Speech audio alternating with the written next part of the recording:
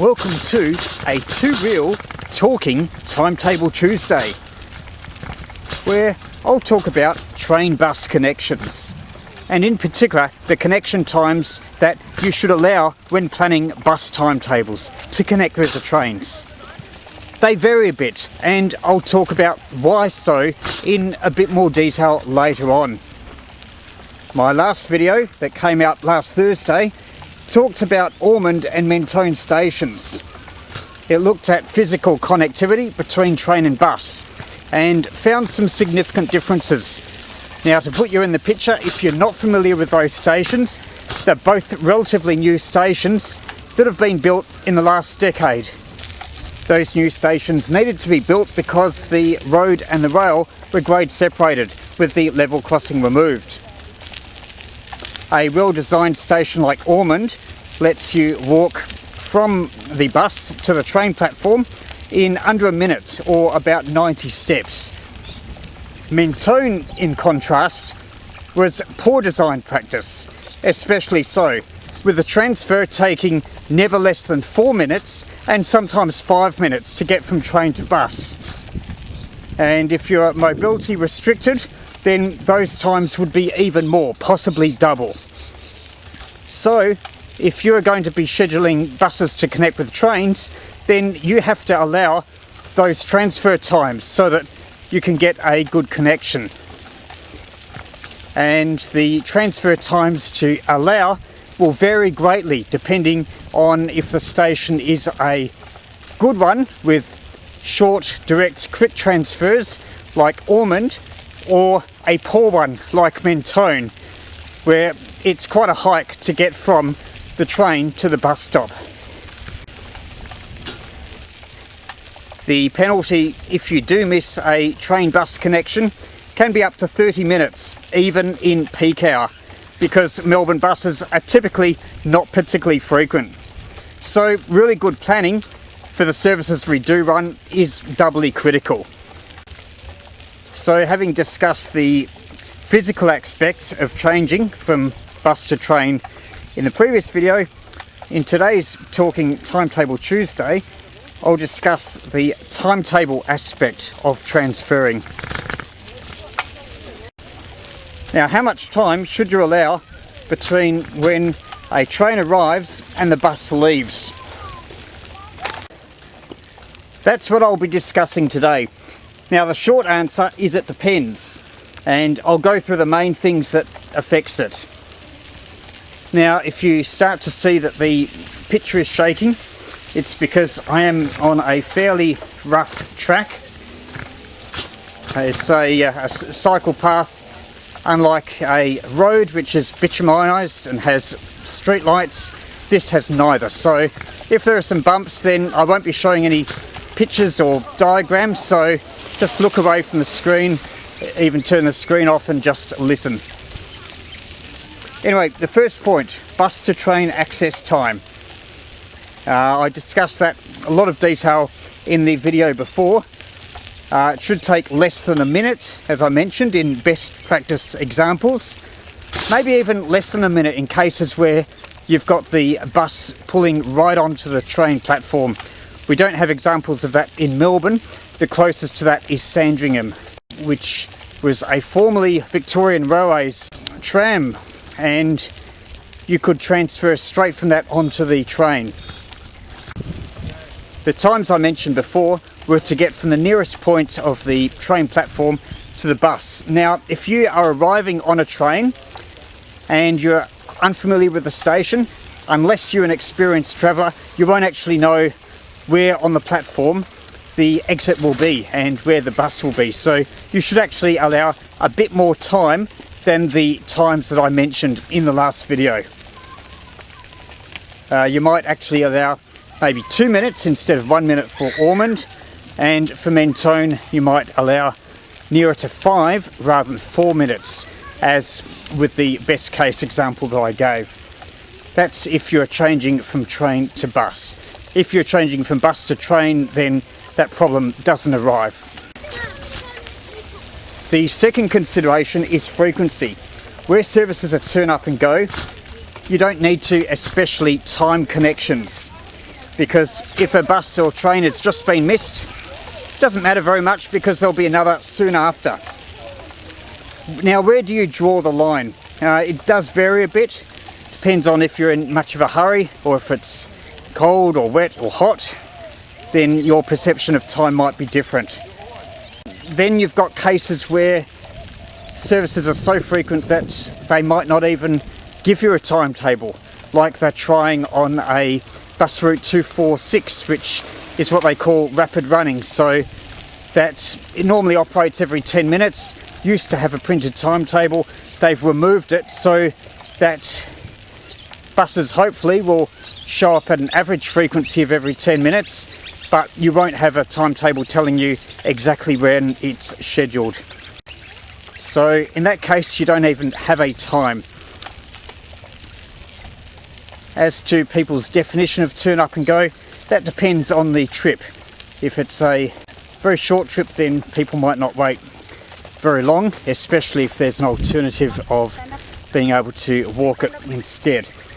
Other times people might think that 15 minutes is acceptable to wait, especially if they're not really in a hurry. Overall though, maybe you draw the line at 7 minutes, maybe draw it at 10 minutes. I think 15 is a bit too high, especially where you've got trips that have multiple connections. If you had trips between, say, 2 connections involving 3 routes, and they're each every 15 minutes, then you've potentially got waiting times of, well, you've got between waiting time for the first service, which could be up to 15 minutes. Then you've got waiting time for the second trip, your first connection, could be up to 15 minutes. Then there might be a third. So you could potentially be waiting 30 to 45 minutes for a 3-legged trip involving trips on 3 vehicles. And that may even exceed your travel time. If those connections are important, then even at 15 minutes, I think it's probably important that they be timed. And if frequencies are a lot lower than that, then yes, you really do need to care about connections. And that includes harmonized timetables and connections that are set up to connect. And the consequences, if they're not, are much greater, especially for longer distance services where you're stuck if you miss your bus, especially if it's the last one of the day, and a taxi would be super expensive. The third point is reliability. The less reliable a service, the more contingency you must allow for delays. And that includes connections, because if a train is delayed by 10 minutes, and if it's just to walk home from that train, then it's no big deal. But if your bus is only every 40 to 60 minutes and you miss that connection, then it's a significant disruption to your journey, which then takes maybe twice as long as what it should have done. So reliability is super important in determining how long you should allow for connections. There's a bit of a trade-off here. If you allow a long time for connections, then you're more likely to make the connections. But if you allow a shorter time, then you've got less waiting when things are running on time, which is good. But there's also a greater chance of very long waits because there's more times that you've missed your connection. So there's a real interrelationship between reliability and frequency here. If both are low, then you'd probably allow a longer contingency times for connections. Another figure you might consider are the standard, where at what point is a train considered late? What point if you get sufficient number of late trains, the operator may be liable to penalty payments. I think in Melbourne the standard is 4 minutes and 59 seconds. It's a longer period for some of the longer distance country V-line trains. So that might be another factor you might consider. Now here's a really bumpy stretch.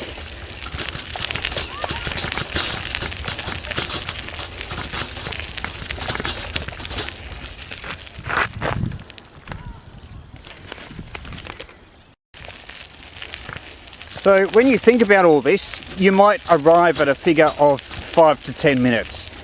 You've added a bit of contingency time for if the service is likely to be late. If things follow a normal distribution curve around the scheduled time, the trip might be strictly on time, maybe 60% of the time. Might be within a minute, it might be another 10%, another minute, another 10%. So there's a certain time where you might have, say, 90% of arriving train trips are in time, and you might put your standard 4 connections on there. Although you will always have a case where you can never have the connections too long. There'll be major disruptions and you can't do anything about that in the more extreme cases, but you should be able to have it set up so that connections are reliable most of the time, but as I said before, it's a real trade-off, and it's even worse if the interchange is poor. That's another factor. So when you add all that up, you might have 5 or 10 minutes. And in fact, if you look at some of these specifications for bus routes or new services that are put in, they might actually specify that between these times in this direction, you should have the bus timetable with trips time to meet trains, with about a 5 or 10 minute window for the connection. So that might be your general starting point, but that's really not quite a one-size-fits-all, because as I mentioned with the stations, because it's so long to walk from a train to a bus at certain stations like Mentone, then really you shouldn't be planning, if you are using that station as a time connection for any bus route, then there's no way that the connection should be timed any less than 10 minutes, because you've already got 5 minutes for your access time. Whereas a station that's really easy to reach from the bus stop, then you can have a bit shorter connection time and you'd probably be okay. So not quite one size fits all. Same also goes with long distance bus routes. In cases where there are fairly short bus routes, the consequences of missing it might not be so great. There might be other bus routes that go vaguely near the area you wish to go to, or in extreme cases it might not even be too far to walk. You've got long distance bus routes like, say, the 7088 down the Mornington Peninsula. It's 1.5 to 2 hours all the way down to the end of that route from Frankston, maybe 30 kilometres, and the problem if you miss that bus, which might come only every 80 minutes on a weekend, there are plans to improve that, but for now it's roughly an 80-minute service. There's no other route that goes through a lot of its catchment, then the consequences of missing that are pretty high. So especially at times when the train is infrequent, particularly as an issue with Sunday mornings, or in fact even mainly Sunday mornings where the trains might only be every hour, then you've got both infrequent buses, infrequent trains then, and long distances, then you might allow a bit more of a buffer to provide a better assurance of connection. Or the alternative is to have still have a relatively short connection time, but some sort of active management so that the bus does not depart unless the train has arrived and there's time for people to make the transfer. Now we have been, or if you saw my post on the night network in Melbourne, We are doing that for Night Network. In fact, we have done it before with Night Network, where there's a footnote in the timetable saying that the bus will wait a certain time, like 20 minutes for late trains. So that gives a bit of a buffer, a bit of an assurance, which is helpful for those who are trying to make that connection. We are not so good during the day. I'm not aware of daytime timed connections like that. Certainly not ones that are formalised with things that are communicated to the passenger. But yeah, that's something that's could be worth looking at if you are interested in increasing bus and train patronage. You really want good connectivity. You need to give faith that the connectivity is going to be provided. You can't be 100% certain, but you can certainly do small things to increase the chance of it being successful, and that will help increase your patronage and your connectivity. There are other considerations as well, because you can't always have good connections between all directions, between all modes, especially if services are less frequent. For a normal suburban bus route, you'd often have a case where your dominant travel connection might be from the suburbs into the train, into the city in the morning. So that's where you might time your connection. Although, having said that, a bus to train connection is probably less critical than a train to bus connection, because there are a few exceptions, but generally speaking, a train is more frequent than the bus. So the consequences of a misconnection are less important when you're going from bus to train than the other way around. The other thing is that, especially for work type trips, people can't necessarily choose when they leave work or have a great deal of say over that. So I think train to bus connection in the afternoon, that is, I think, very important to get right. And of course, in the afternoon you'd reverse your connection priorities, so you'd prioritise your train then onto the suburban bus. Now, there are cases where you might have other considerations. For instance, some of your longer distance trips, semi-regional, semi-rural type trips, you've got buses going to holiday areas, people going away for the day. In that case, I think it's most important to have your connectivity work in all directions at both ends of the day. That's so that people can make day trips out of the country, or, you know, peri-urban areas. I'm talking about areas like Mornington Peninsula, places like Yarra Valley, and also you've got people from those areas wanting to go into the city, or maybe even not that close in, but connections both directions important. And same with at the end of the day, whereas middle of the day connections are possibly less important. I'm not saying that you ignore them, but probably less important. And I'm talking about routes like the 788 down to the Mornington Peninsula, 685 up to Healesville, including Healesville Sanctuary, and 683 out to Warburton area. It's always a bit of a trade-off, but overall frequency can cover a multitude of sins and optimize connections, where you can't get it to be perfectly ideal. And that's where we have an issue even with some of our trains. There are cases where we might have really good frequency in the middle of the day, but at times when people might be making longer trips, at the end of the day the frequencies drop off quite a lot. And that's an issue even on our busiest train lines. Like, look at the Dandenong and Ringwood line.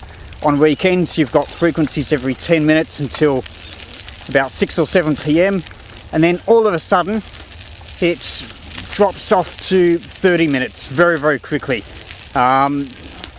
There might be a short time where it's every 15 or 20, but it's really a very sudden drop off, which makes your connections for those travelling at the extremes of the day difficult than in the middle of the day. So that is just something that makes the planning a little bit harder sometimes when planning bus and train connections. Another consideration is where buses intersect multiple train lines. Now that's most known with our orbital smart buses, where you might have a bus that could intersect, I don't know, maybe 6, 7, 8 train lines. Now, of course, the problem with the orbital smart buses is they were really not properly designed or harmonised with train services. In a way, that is difficult because the train system itself is not harmonised with itself. When the smart buses were put in, the trains ran either every 15 or 20 minutes off peak, so they weren't harmonised with one another. Since then, we've got some train lines that are every 10 minutes off peak, but the smart buses have always remained every 15 off peak, so you're not necessarily going to get an even connection with trains every 20 minutes. And on weekends, the issue there is smart buses are only every 30 minutes most of the time, and the trains normally every 20, 10 on a few lines. So again, a 30-minute bus, 20-minute train, it's basically potluck with your connections. Sometimes you're lucky, sometimes you're not. That's where even improving just the trains can help improve the bus connectivity as well, without doing anything with the buses, but of course should be aspiring to be looking at the buses as well. Getting back to the multiple train lines, unless services are very frequent, you're going to have to make some trade-offs, and I have to think about which connections are most important, which have the most number of people likely to be making them, and you might optimise the timetables for those, and regrettably have some less good connections for the less popular connections that people make, at least in some directions. An example of an issue that could arise is if we take the 903 Smart Bus between Box Hill and Heidelberg. Trains at Box Hill normally run every 15 minutes off peak weekdays. Heidelberg is on a 20-minute base frequency, so the Smart Bus is every 15 minutes, so you're not going to get a consistent connection there at Heidelberg. The solution, of course, is to get the train up to, say, 10 minutes on the main parts of the network. For instance, City through to Box Hill Ringwood, and Heidelberg maybe every 10 minutes to, say, Greensborough or McLeod. And then if you get the Smart Bus up to 10 minutes, as that's a busier part of the Smart Bus route. Certain parts of the Smart Bus route you wouldn't upgrade, you might even downgrade some, but this part you would probably upgrade to 10 minutes, and then you'd have some really good connections in all directions at all times. But yeah, with these smart buses, there's so many connections with so many stations that the routes intersect, that if you get a good connection, then it's potluck and quite difficult to plan for. Something I should mention is that consistency brings repeat patronage. People can start to use service for more and more trips in different directions, and to do that, first of all, you need to harmonise your frequencies of services. At the moment, we've got cases where, especially in the northeastern suburbs of Melbourne, like around Preston, you've got a lot of buses that run only every 22, 25 minutes or so, and they're only slightly less frequent than the trains. The trains are every 20 minutes, but that means that any connection between the bus and the train is purely coincidental. So that is really quite poor from the point of view of a consistency and connectivity. So if you're looking at reviewing bus networks in those areas, then fixing the timetables would be the first thing you'd have to do. There are cases where the lengths of routes may be inefficient for a particular frequency, that's a particular issue where frequencies are low. Now, if you do want to harmonise your train and bus routes, then it is quite important to look carefully at the bus routes and whether they are particularly efficient for that. For instance, say that you had a bus route with a kink in it, and it takes 22 minutes to go from one end of that bus route to the other. Now, if you had two buses, you might be able to run a 22-minute service. And that, as I mentioned before, would be no good for connecting with trains every 20 minutes. Now, if you're able to reform the network, take that kink out and reduce that run time down to 18 minutes, then you could use those two buses and run the route every 20 minutes, and then that would evenly connect with trains. So that's just an example of how you might do a network reform that would improve connectivity all throughout the day. Now, of course, this is all in the realm of harmonised timetables, and just because you've got a harmonised timetable doesn't necessarily mean that you're going to have reasonably short waiting times at stations. But it does mean that if you slide trips either way, you might have to slide all the trips either way, then you'll get good connections at at least some of the directions. So you might favour the dominant direction, as I mentioned before. So that brings us to the end of the Timetable Tuesday Treadly chat. If you enjoyed this format, let me know, and I could do others on other transport related topics. Today I've just covered bus connectivity, more specifically the amount of transfer time you should allow between a train and a bus when scheduling a bus service. I haven't spoken about a lot of other considerations as well. That would be things like different run times, traffic conditions at different times of day can affect the amount of time that it takes. Again, you've got interactions between reliability and travel speed, layover time, what you do with time points and all that sort of thing. But yeah, hopefully this has been informative, and if you haven't done so, make sure you watch the earlier video all about the physical transfer and walking time from train platform to bus. I'm sure you'll enjoy it, and I compare two of Melbourne's newer train stations as examples of what to do and what not to do. For more blog posts on various transport topics, then visit me online at melbourneontransit.blogspot.com, and also don't forget, if you're on Twitter, follow me on Twitter as well.